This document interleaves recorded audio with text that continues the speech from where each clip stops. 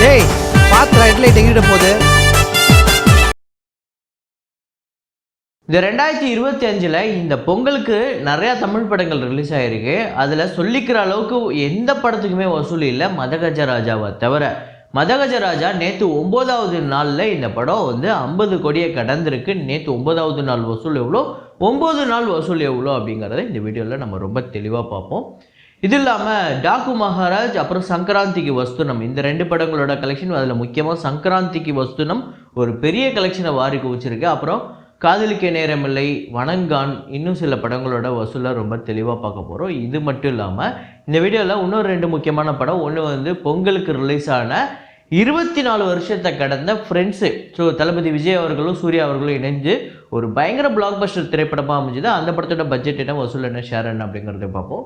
இது இல்லாமல் சதிலீலாவதி அப்படின்னு இங்கே வந்து நம்ம பெரிய அளவில் ஒரு பயங்கர காமெடி படம், அதை வந்து ஹிந்தியில் ரீமேக் பண்ண பிவி நம்பர் 1 அனில் கபூர், சல்மான் கான், அந்த திரைப்படத்தோட பட்ஜெட் என்ன, வசூல் என்ன, ஷேர் என்ன அப்படிங்கிறத பார்ப்போம்.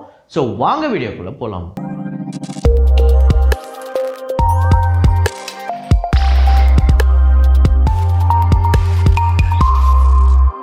நேற்று வீடியோவில் நான் ஒரு ஃப்ரேம் ஒன்று வச்சுருந்தேன். அதை நிறைய பேர் கரெக்டாக கெஸ் பண்ணியிருந்தீங்க. அது என்ன ஃப்ரேம், என்ன படம் அப்படிங்கிறத இப்போ பார்த்துட்டு வாங்க.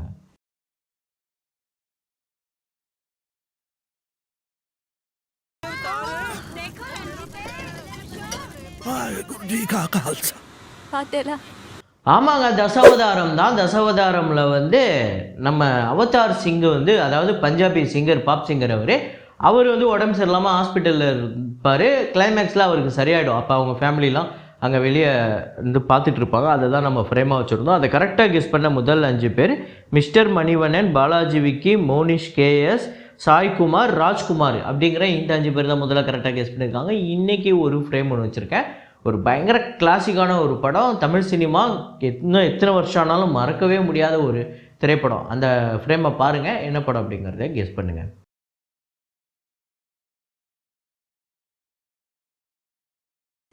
நம்ம 2022, 23, 24 இந்த 3 வருஷங்களையுமே 1000 கோடி தமிழ் சினிமா அப்படிங்கிறத நம்ம ரொம்ப பேசியிருப்போம். எந்த படம் அடிக்க போகுது அப்படிங்கிறதெல்லாம் பேசும்போது நம்ம ஒவ்வொரு படம் அப்படிங்கிறது. இந்த வருஷம் நம்ம அதை பேசவே வேணான்னு நினைக்கிறேன். வசூல்லாம் தாண்டி இந்த வருஷம் மக்களால் கொண்டாடப்படக்கூடிய ஒரு படமாக தமிழில் இனிமேல் வரப்போகிற படம் எதுவாக இருக்கும். குட் பேட் அக்லி இருக்குது, இப்போ வரப்போகிற விடாமுயற்சி இருக்குது, தக் லைஃப் இருக்குது, அதே மாதிரியே கூலி இருக்குது, ஜெயிலர் 2 இருக்குது. ஜெயிலர் 2 அடுத்த வருஷமா இந்த வருஷமானு தெரில. அதே மாதிரியே விஜய் அவர்களுக்கு தளபதி 69 இருக்குது, இன்னும் டைட்டில் வாய்க்கல. ரெட்ரோ சூர்யா அவர்களுக்கு ரெட்ரோ, அப்புறம் சூர்யா 45 ஆர்ஜே பாலாஜி அவர்களோட திரைப்படம். இந்த மாதிரி எக்கச்சக்கமாக இருக்குது. சியான் விக்ரம் அவர்களுக்கு ஒரு 2-3 படம் இருக்குது இந்த வருஷமே. ஸோ இதில் நீங்கள் எந்த படம் வந்து மக்களால் பெரிய அளவில் கொண்டாடப்படக்கூடிய ஒரு படமாக, கிரிட்டிக்கலாக பயங்கரமாக வந்து அக்ளைம் பண்ணக்கூடிய ஒரு படமாக இந்த படம் அமையும் நீங்கள் நினைக்கிற படம் இது அப்படிங்கிறத கமெண்ட்டில் போடுங்க. நம்ம காலத்துக்கு வசூல் தான் பேசிகிட்டு இருக்கோம். இனிமேல் மக்களால் கொண்டாடப்படக்கூடிய படங்கள் இங்கே பெரிய அளவில் வசூலை வாரி குவிக்குதானா, அதுவும் பண்ணுது. மக்களால் பெருசாக அப்படியே இதெல்லாம் ஒரு படமாப்பா அப்படின்னு சொல்கிற படங்களும் இங்கே பெரிய அளவில் வசூலை வாரி குவிச்சிருக்கு.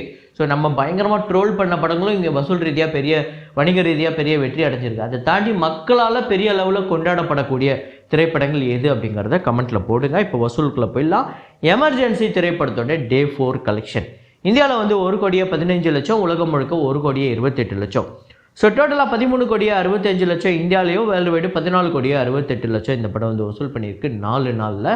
ஸோ ரொம்ப சுமாரான கலெக்ஷன் தான் வந்துக்கிட்டு இருக்கு. ஏன்னா ரொம்ப நாளாக இந்த படமே கிடப்பில் இருந்து தான் வந்திருக்கு. ரொம்ப நாளாக ப்ரொடக்ஷன்லேயே இருந்தது. அப்புறம் ஆசாத் அப்படிங்கிற படம் Day 4 இந்தியாவில் 70 லட்சம், வேர்ல்டு வைடு 76 லட்சம். ஸோ டோட்டலாக 5 கோடியே 70 லட்சம் இந்தியாவிலையும், வேர்ல்டு வைடு 6 கோடியே 11 லட்சம். ஒரு பெரிய டிசாஸ்டரான படமாக தான் அமையறதுக்கு வாய்ப்பு இருக்குது இந்த படம்.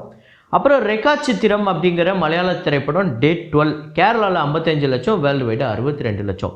ஸோ டோட்டலாக கேரளாவில் 23 கோடியே 77 லட்சமும், வேர்ல்டு வைடு 43 கோடி இந்த படம் வந்து வசூல் பண்ணியிருக்கு. பிரவீன் கூடு ஷப்பு அப்படிங்கிற படம் Day 5 கேரளாவில் 58 லட்சம், வேர்ல்டு வைடு 67 லட்சம். ஸோ டோட்டலாக கேரளாவில் 4 கோடியே 80 லட்சமும், வேர்ல்டு வைடு 5 கோடியே 52 லட்சம் இந்த படம் வந்து வசூல் பண்ணியிருக்கு. ஸோ மலையாள படங்களை தொடர்ந்து நம்ம கம்பேர் பண்ணும்போது இந்த படத்துக்கு கொஞ்சம் கம்மியாக தான் இருக்குது கலெக்ஷன். அப்புறம் புஷ்பா 2 திரைப்படத்தோட 47வது நாள் வசூல் இந்தியாவில் 74 லட்சம், வேர்ல்டு வைடு 81 லட்சம். ஸோ டோட்டலாக 1481 கோடியே 8 லட்சம் இந்தியாவிலையும், வேர்ல்டு வைடு 1778 கோடியே 57 லட்சம் வந்து வசூல் பண்ணியிருக்கு. டாக்கு மகாராஜ் இந்த படத்தோட டே 9 கலெக்ஷன் ஆந்திரா தெலுங்கானாவில் 1 கோடியே 88 லட்சம், வேர்ல்டு வைடு 2 கோடியே 45 லட்சம். ஸோ டோட்டலாக 90 கோடியே 63 லட்சம் ஆந்திரா தெலுங்கானாலையும், வேர்ல்டு வைடு 123 கோடியே 55 லட்சம் இந்த படம் வந்து வசூல் பண்ணியிருக்கு 9 நாளில். அப்புறம் சங்கராந்திக்கு வஸ்துனம் டே 7 ஆந்திரா தெலுங்கானாவில் 9 கோடி வந்து வசூல் பண்ணியிருக்கு. நேற்று மண்டே கூட சரியான கலெக்ஷன். ஸோ தமிழ்நாட்டில் 8 லட்சம், வேர்ல்டு வைடு 35 லட்சம், ரெஸ்ட் ஆஃப் இந்தியாவில் 18 லட்சம், ஓவர்சீஸில் 1 கோடியே 8 லட்சம், வேர்ல்டு வைடு 10 கோடியே 69 லட்சம் இந்த படம் வந்து வசூல் பண்ணியிருக்கு. நேற்று 7வது நாள் நல்ல கலெக்ஷன் வந்திருக்கு. ஸோ டோட்டலாக ஆந்திரா தெலுங்கானாவில் 129 கோடியே 58 லட்சமோ, தமிழ்நாட்டில் 1 கோடியே 72 லட்சமோ, கர்நாடகாவில் 9 கோடியே 53 லட்சமோ, ரெஸ்ட் ஆஃப் இந்தியாவில் 2 கோடியே 32 லட்சமோ, ஓவர்சீஸில் 26 கோடியே 13 லட்சம், வேர்ல்டு வைடு 169 கோடியே 28 லட்சம் இந்த படம் வந்து வசூல் பண்ணியிருக்கு. கேம் சேஞ்சர் திரைப்படத்தோட டே 11 கலெக்ஷன் ஆந்திரா தெலுங்கானாவில் 75 லட்சம், வேர்ல்டு வைடு 1 கோடியே 25 லட்சம். ஸோ டோட்டலாக 90 கோடியே 85 லட்சம் ஆந்திரா தெலுங்கானாலையும், வேர்ல்டு வைடு 198 கோடியே 75 லட்சம் இந்த படம் வந்து வசூல் பண்ணியிருக்கு. அப்புறம் வணங்கான் திரைப்படத்தோட டே 11 கலெக்ஷன் தமிழ்நாட்டில் 22 லட்சம், வேர்ல்டு வைடு 25 லட்சம். ஸோ டோட்டலாக 8 கோடியே 81 லட்சம் தமிழ்நாட்டிலையும், வேர்ல்டு வைடு 10 கோடி வந்து வசூல் பண்ணியிருக்கு இந்த படம், 10 கோடியே 1 லட்சம். ஸோ 10 கோடியே கடந்திருக்கு. இருந்தாலும் இதுக்கு பத்தாது. இந்த படம் வந்து ஒரு பெரிய பட்ஜெட் திரைப்படம், ஒரு தோல்வி படமாக தான் அமையுது. ஸோ காதலிக்க நேரமில்லை திரைப்படத்தோட டே 7 தமிழ்நாட்டில் 30 லட்சம், வேர்ல்டு வைடு 35 லட்சம். ஸோ டோட்டலாக 8.5 கோடி தமிழ்நாட்டிலையும், 9.5 கோடி வேர்ல்டு வைடு கலெக்ட் பண்ணியிருக்கு, 21 கோடி பட்ஜெட்டு. ஸோ இப்போ ரீசெண்டாக பார்த்த படங்களில் நீங்கள் சொல்லுங்கள், இந்த பொங்கலுக்கே வந்த படங்களில் சொல்லுங்கள். சில படங்கள் மதகஜராஜாவை தவிர எல்லா தமிழ் படமுமே ஃப்ளாப்பு தான்.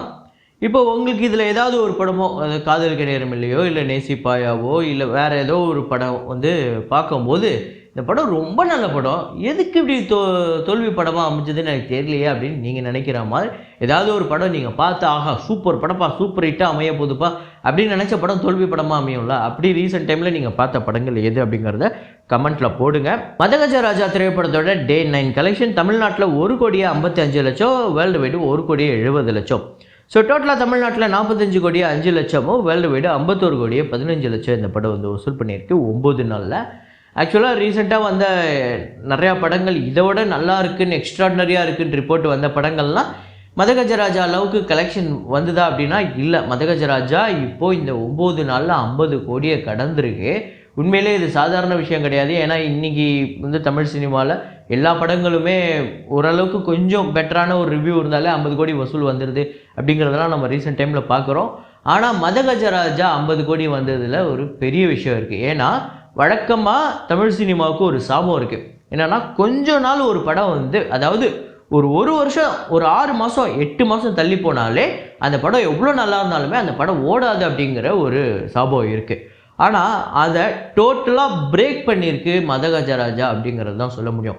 இப்போ இன்றைக்கி டேட்டில் ஒரு படம், விஷால் படம் வந்து அந்த படம் எக்ஸ்ட்ராடினரியாக இருக்குதுன்னு சொன்னால் கூட 50 கோடி வசூல் வருமானு எனக்கு கன்ஃபார்மாக தெரில. ஏன்னா மார்க் ஆண்டனி வந்து அது வேறு லெவல் சம்பவம், அதை அடித்து தம்சம் பண்ணிச்சு. அது விஷால் மட்டும் இல்லை, ஒரு பக்கம் எஸ்.ஜே. சூர்யாவுமே வேறு லெவல் சம்பவம் பண்ணார்.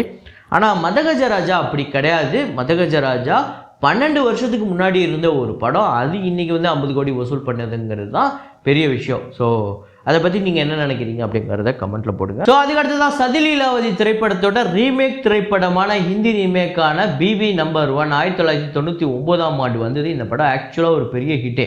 இப்போது சதிலீலாவதி படத்தை ரீமேக் பண்ணுறாங்க. அந்த படத்தில் என்ன கதை, ரமேஷ் அரவிந்த் வந்து அவங்களோட மனைவியான கல்பனா வந்து அவருக்கு வந்து அழகாக இல்லைங்கிறதுனால தான் ஹீரோவை போயிட்டு அப்படி தான் அந்த கதை போகும். ஆனால் இந்த படத்தில் எப்படி இருக்குன்னா, கரிஷ்மா கபூர் தான் நம்ம, அதாவது ரமேஷ் அரவிந்தான கேரக்டர் இருக்கக்கூடிய சல்மான் கான் அவர்களோட மனைவி. இப்போ கரிஷ்மா கபூரை விட்டுட்டு நீ எங்கப்பா போகிற அப்படிங்கிற மாதிரி தான் இருக்கும். நம்மளுக்கு அப்படி தான் இருக்குது. சதிலீலாவதியோட ரீமேக்காக இருந்தாலும் ஓரளவுக்கு நியாயமாக ஏதாவது பண்ணியிருக்கலாம்ல. இருந்தாலும் இந்த படம் ஒரு வெற்றி திரைப்படம். கரிஷ்மா கபூரை விட்டுட்டு அவர் வேறு ஒரு அழகான பெண் கிட்ட போகிற மாதிரி இந்த கதை இருக்கும்.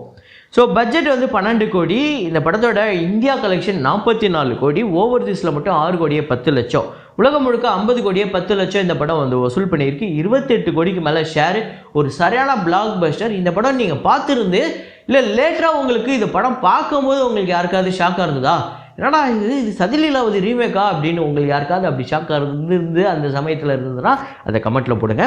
ஸோ அதுக்கடுத்ததாக தளபதி விஜய் அவர்களும் சூர்யா அவர்களும் இணைந்து நடித்த ஃப்ரெண்ட்ஸு ஒரு சரியான பிளாக் பஸ்டருங்க. ஆக்சுவலாக இது வந்து 1999ஆம் ஆண்டு வந்து ஜெயராம் அவர்களோட நடிப்பில் வந்த திரைப்படம் தான். அதுவும் சித்திக் தான் டைரக்ட் பண்ணியிருப்பார். அதை தான் இங்கே தமிழில் வந்து சித்திக்கே மறுபடியும் ரீமேக் பண்ணியிருப்பார். விஜய் அப்புறம் ரமேஷ் அரவிந்த் ஒரு சரியான ரோல் பண்ணியிருப்பார். இந்த படத்தோட வசூல் பார்த்திங்க அப்படின்னா பட்ஜெட் வந்து 4 கோடி அப்ராக்சிமேட்டாக. தமிழ்நாட்டில் 13 கோடி வசூல் பண்ணியிருக்கு. உலகம் முழுக்க 14 கோடி 75 லட்சம். ஷேர் வந்து 7 கோடி 80 லட்சம். சரியான பிளாக் பஸ்டருங்க வசூல் ரீதியாகவும் சரி.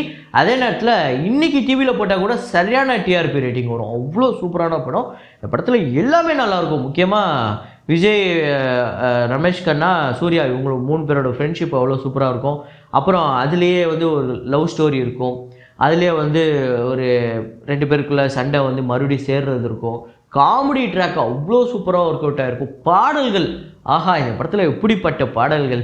ஸோ சொல்லுங்கள், இந்த படம் உங்கள் எந்த அளவுக்கு உங்கள் எல்லாருக்கும் ஃபேவரேட் அப்படிங்கிறத கமெண்ட்டில் போடுங்க. எந்த தேட்டரில் இந்த படத்தை நீங்கள் பார்த்தீங்க, இல்லை முதல் முறை எந்த சேனலில், டிவிலையா இல்லை டிவிடியில், டெக்லையா இல்லை தேட்டர்லையா அப்படிங்கிறத அதையும் கமெண்ட்டில் போடுங்க. ஸோ இதே மாதிரி ஒரு வீடியோவில் இதே மாதிரி கலெக்ஷன் ரிப்போர்ட்டில் மீண்டும் நான் உங்களை சந்திக்கிறேன். Signing off Rahman.